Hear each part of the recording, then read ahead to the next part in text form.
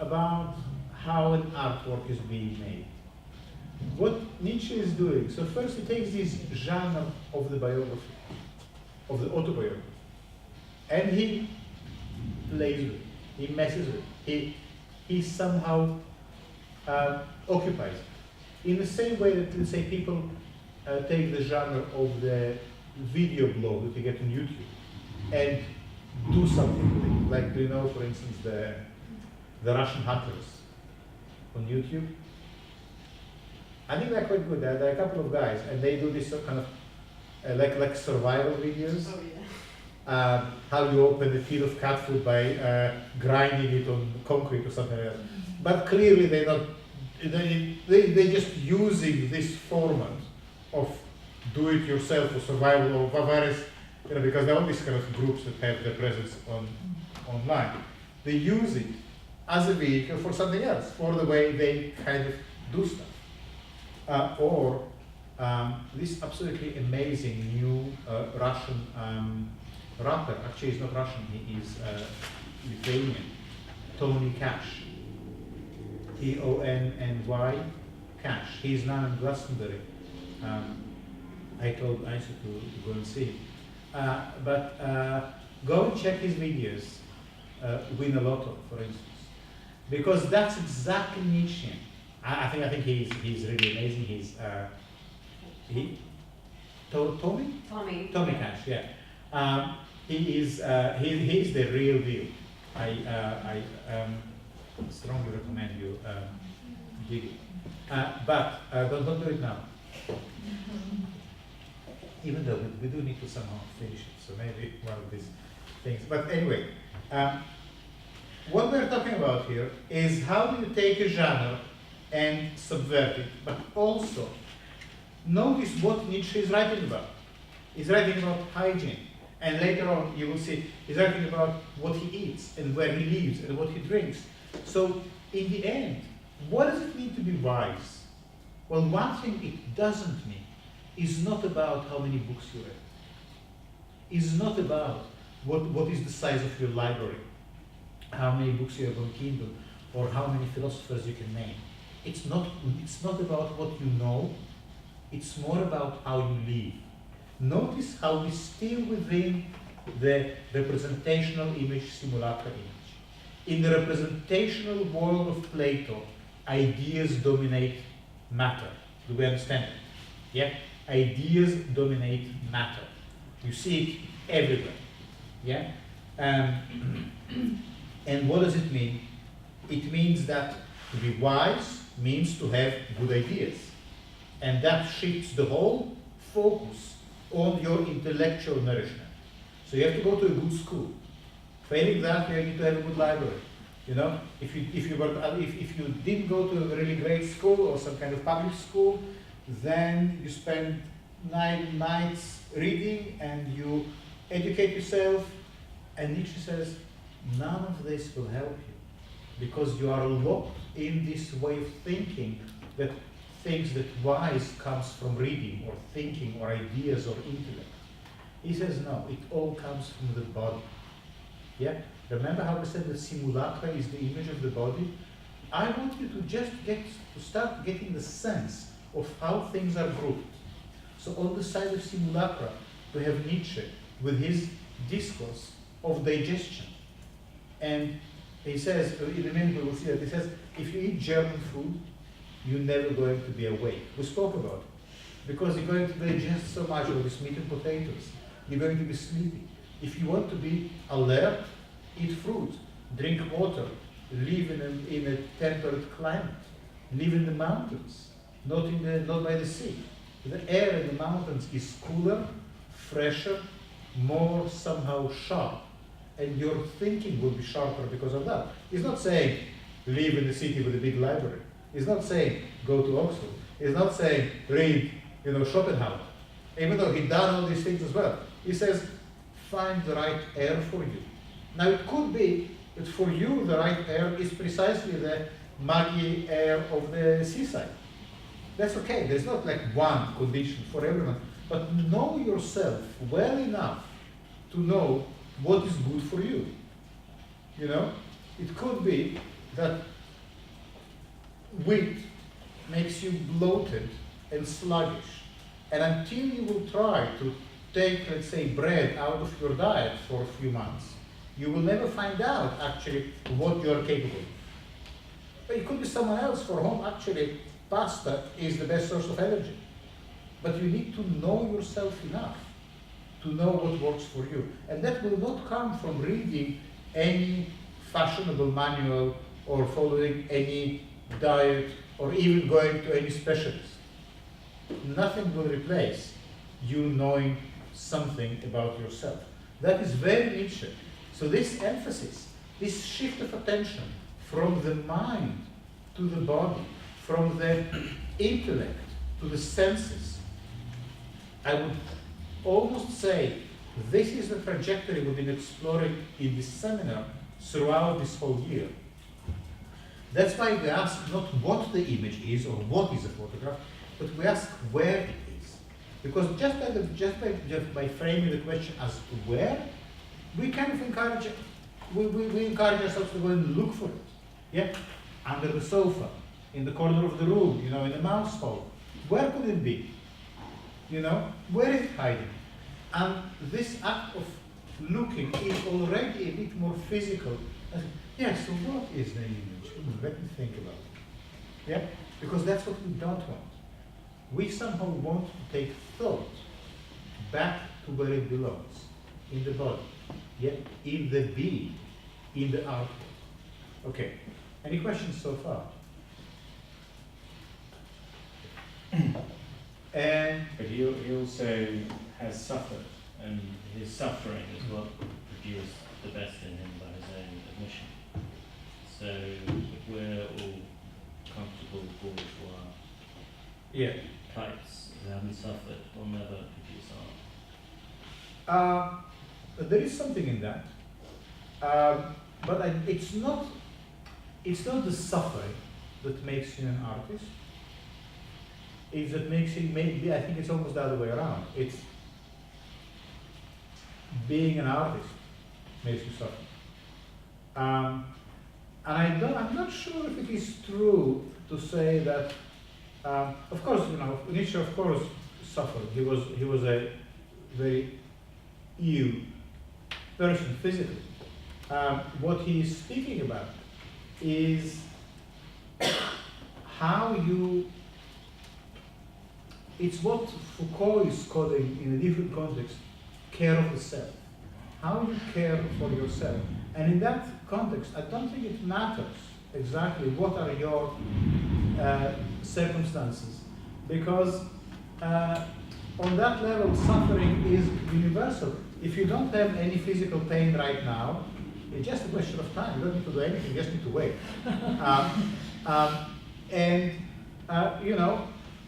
And if you don't have health problems, then they will come. And in the same way that all the other problems will come. You just, if you, whatever it is, you are now feeling that you are assured of, or you are somehow in an abundant supply of, it's only a question of time before either this abundance will disappear or will become completely insignificant because you have stomach pain, or you cannot get an erection, or you are lonely, or you are sad. So it doesn't really, so Nietszhe doesn't have, I think, any privileged access to suffering. And it's not the suffering that makes art. It's more, in Nietszhe terms, that your ability to love this hand you are dealt, which is very different from some kind of romantic celebration of madness or insanity or suffering. Because what comes very strongly in this text is that it is joyous. Yeah? So that's the question. How do you take all of this and make it into joy? Maybe then we have to go back to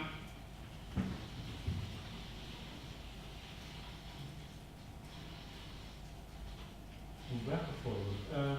Yeah.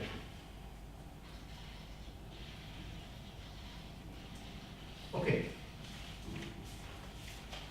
So can we start with why I'm so clever? And could, I want to read until the middle of the page here that says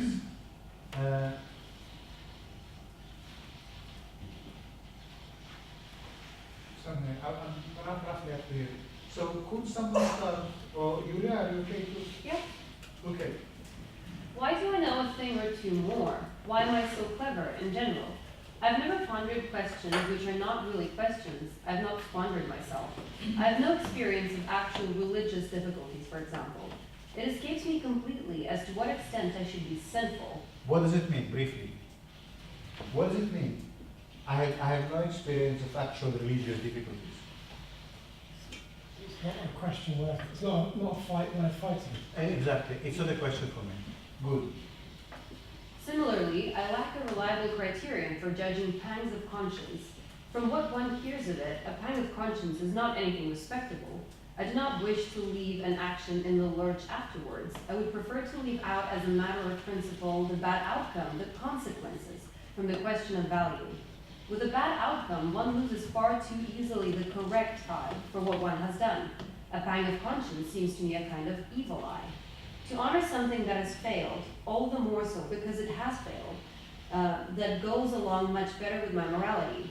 God, immortality of the soul, redemption, the next world, all concepts to which I have given no attention, no time either, even as a child. Perhaps I was not childish enough for them. Good.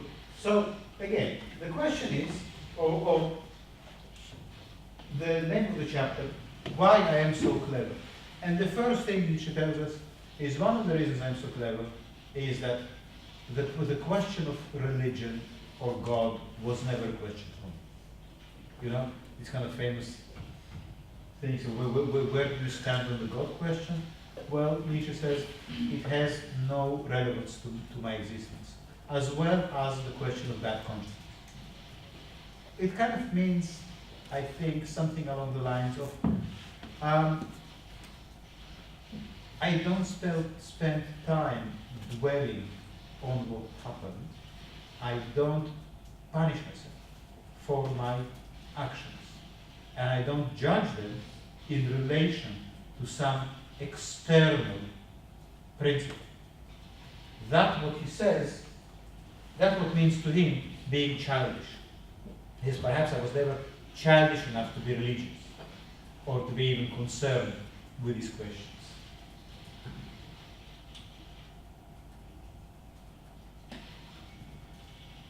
Now,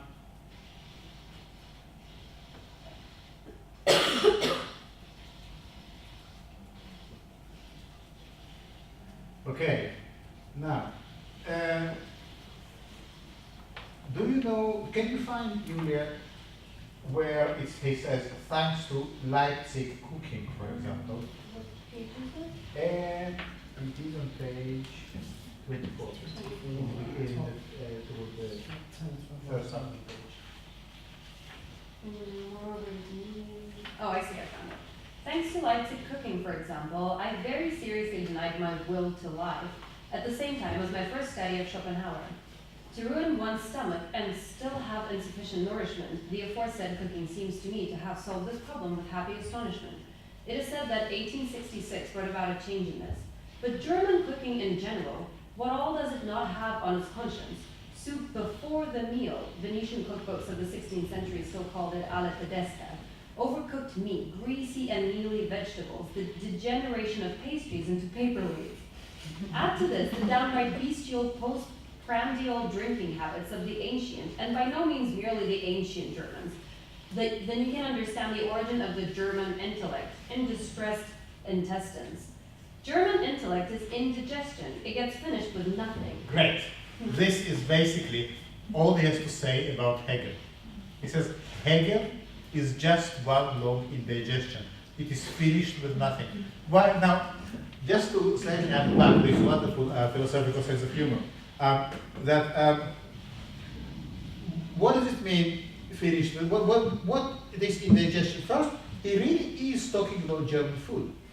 And I think we spoke about it once upon a time, and I think Mark, you were saying, but I actually like, is Mark here? Mark? You were saying, I actually like meat and potatoes. Someone was saying that. Wasn't there someone saying? No?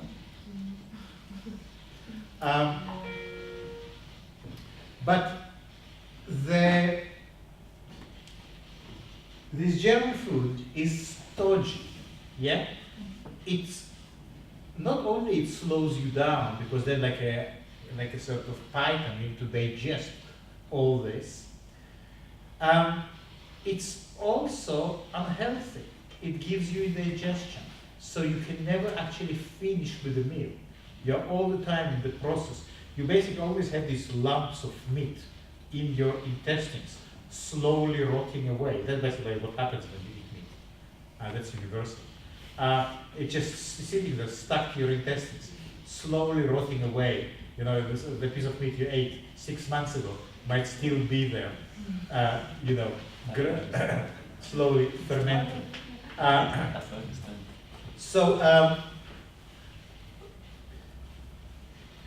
What that has to do with German philosophy? Nietszhe says, well, look at German philosophy. What is it? It's dialectics, yeah? German idealism. Hegel, the greatest German philosopher. What Hegel is about? The dialectical movement. And the dialectical movement is precisely this idea that the intellect, the mind, is the whole story, the spirit. And Hegel's book, The Phenomenology of Spirit, tells the story how this spirit gets to fully know itself. And the story of the spirit knowing itself is through this continuous process of dialectical merging of opposites to arrive at a third synthesis, which again gets merged and again. Well, I think we went through this once with you, no? We said how you take a thesis, which is one thing, let's say, I am here, that's the thesis. The antithesis is that I also know that I'm only here very temporarily and in a very vague sense. Then I'm also not here as well.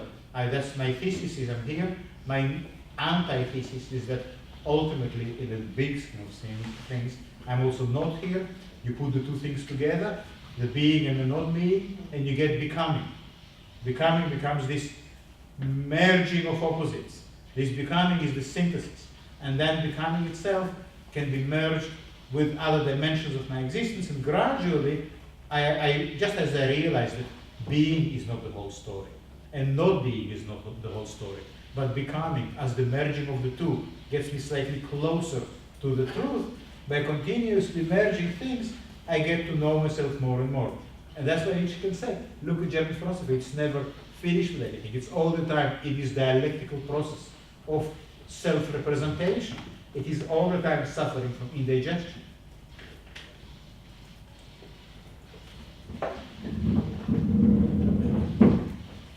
Right.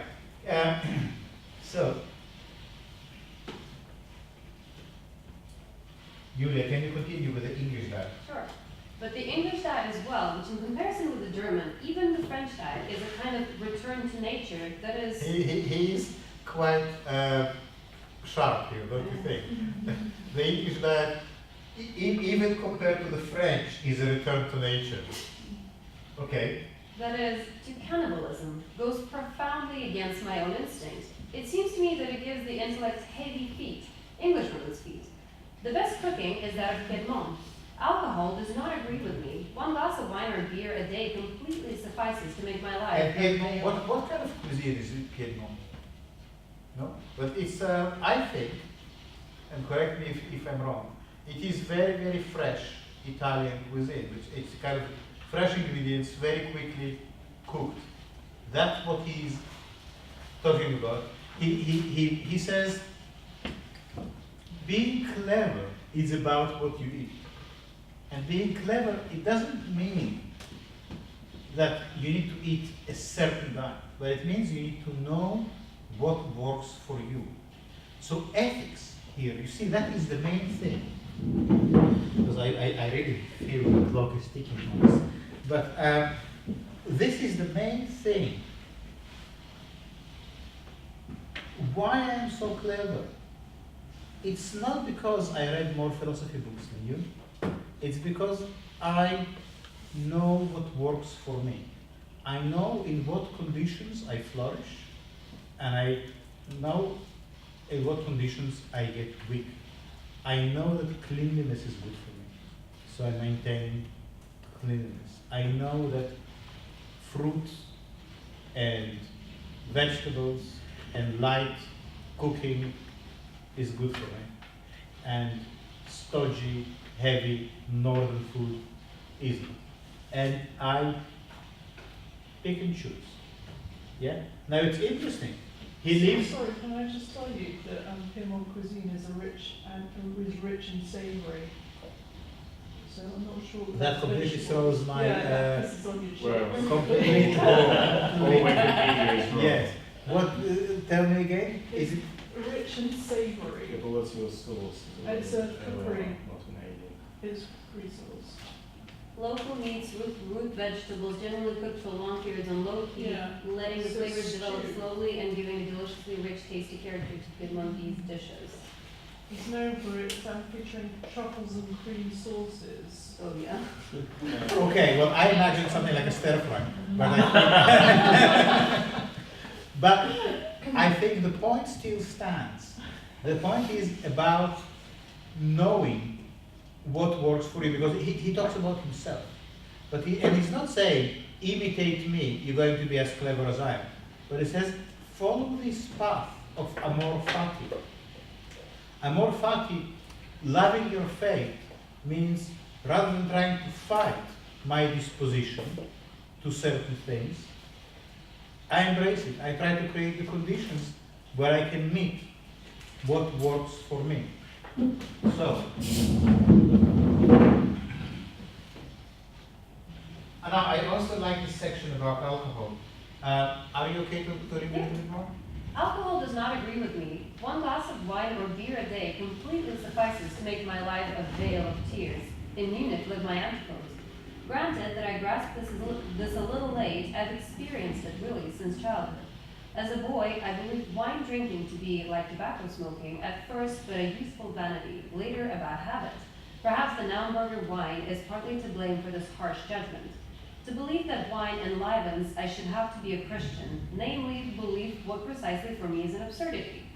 Strangely enough, along with this extreme ill humor on account of small, strongly diluted doses of alcohol, I'm almost like a sailor when it comes to strong doses. Okay, so that is another lesson from Nietszhe, the health guru. He says, drinking generally not going to be good for you, but if you are going to drink a lot. Drink like a sailor. He kind of says, the worst thing you can do is this kind of middle class drinking a few glasses of wine with dinner every day. That numbs your spirits, that makes you lethargic, makes you feel bad in the morning, makes you go to bed early, and you lose these precious hours of the evening when you could be reading or writing or making art, because you just anesthetized. So don't do that. But if you are going to drink like a Russian. You know, when you sit in front of a big bottle of spirits and you finish it off. Because then you might get a kind of insight. Then you might actually see things for what they are. Yeah? So he kind of says, don't use wine as an anesthetic, but use it as a hallucinogen. And alcohol is quite interesting as far as drugs go, because it can be both a soft drug and a hard drug, depends how you take it. And he kind of says, beware of this sort of the numbing anesthetic quality, you know. Don't anesthetize your life.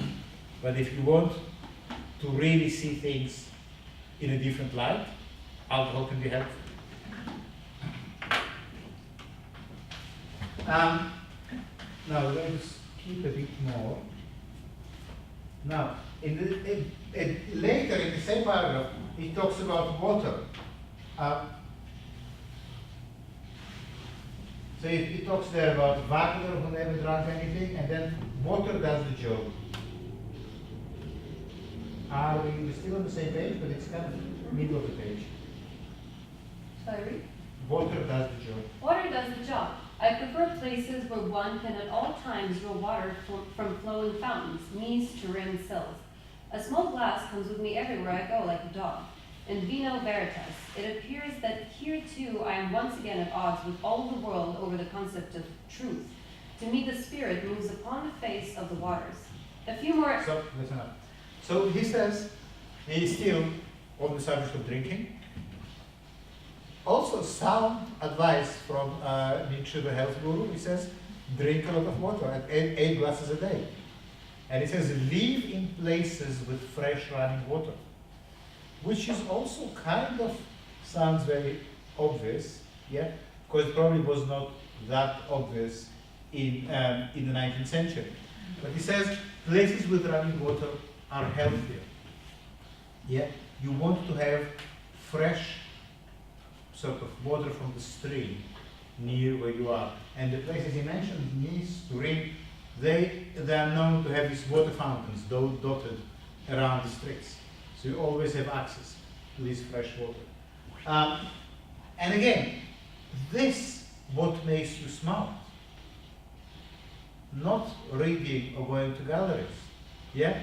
So it's, you see how here simulacra becomes a way of life. So what does it mean to live your life as simulacra? What it doesn't mean is to go into some virtual reality headset or headspace. Not according to Nietszhe. To live your life in a simulacra way is to pay attention to what your body needs to be at its best. It's to pay attention to what your being needs to be its finest. And that means things like what you eat, what you drink, what you breathe, where you sleep, who you socialize with. Get these things right in accordance with your nature, not with what is accepted as the best or as the correct thing to do or as the right, in accordance with your nature. So it immediately puts you at odds with the way people are normally, habitually, live their lives out of a certain routine. Because you will have to have the strength and the will to go against routine, against perceived ideas. You know, it doesn't matter if everyone starts their morning with, cheese and toast or English breakfast. If it's not good, if that is making you lethargic or sleepy, yeah, you need to have something that really works for you. That might make you a difficult person to live with. That might make you, it might put you at odds on different levels with the way people are, That is the price we've got to pay. But that's why it's important to be warlike. That's why it's important to be prepared to face your battles.